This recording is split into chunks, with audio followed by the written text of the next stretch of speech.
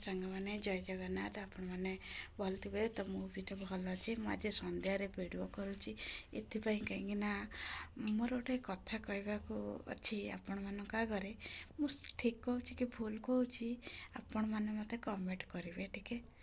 ତ ମାନେ ଯେଉଁମାନେ ମଣିଷମାନଙ୍କୁ ଛୋଟ ଭାବନ୍ତି ସେମାନେ ପ୍ରକୃତିରେ କ'ଣ ଠିକ୍ ଭାବନ୍ତି?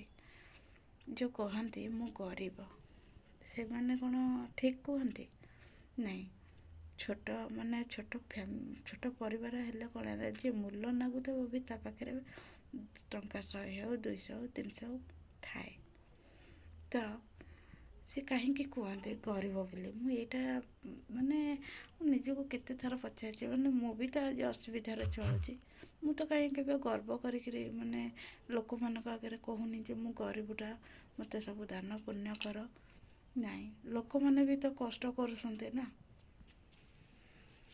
ଆପଣମାନେ ନିଜେ କୁହନ୍ତୁ, ଗୋଟେ ମିନିଟ୍।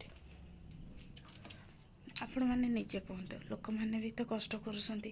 ତ ମୁଁ ଯଦି ଆପଣମାନଙ୍କୁ ମାଗିବି, ଆପଣମାନେ ମୋତେ ଥରେ ଦେବେ, ସବୁବେଳେ ତ ଦେବେନି ନା। ତ ଆପଣମାନଙ୍କୁ ମୁଁ ଖାଲି ଏତିକି କହି ରଖୁଛି।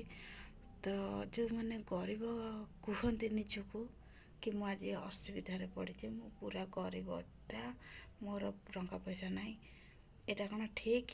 ମୋତେ ଟିକେ କମେଣ୍ଟ କରି କହିବେ। ତାପରେ ମୁଁ ଆଉ ଗୋଟେ ଭିଡ଼ିଓରେ ଆଣିବି ଆହୁରି ଏଇ କଥାର ଆଉ ଗୋଟେ କଥା ମୁଁ ଆଣିବି ଆଉ ଗୋଟେ ଭିଡ଼ିଓରେ। ଆପଣମାନେ ମୋ ସହିତ ମୋତେ କମେଣ୍ଟ ଖାଲି କରନ୍ତୁ, ମୁଁ ଜାଣିବି ଯେ ଆପଣମାନେ ମୋତେ ମାନେ ମୁଁ ବୁଝିପାରିବି ନା। ଆପଣମାନେ ବୁଝିଥିବେ ସେଇଟା କାହିଁକି ଗରିବ କୁହନ୍ତି। 100 ହେଉ 200 ହେଉ ସେଇଟା ତ ଅଛି ନା, ତମ ପାଖରେ ମିଳୁଛି ନା, ତୁମେ କଷ୍ଟ କଲେ। ମୁଁ ବୁଝିପାରିନି ଯେଉଁମାନେ ଗରିବ କୁହନ୍ତି କାହିଁକି କୁହନ୍ତି, ମୋତେ ଏଇଟା ଟିକେ ବୁଝାଅ। ତାପରେ ମୁଁ ମୋ ପ୍ରଶ୍ନର ଉତ୍ତର ଦେବି। ମୁଁ ଯେତିକିଟା ବୁଝିଛି ମୁଁ ଏବେ କହିବିନି ଆପଣମାନଙ୍କୁ, ମୁଁ କହିବି ସେଇ ସମୟରେ।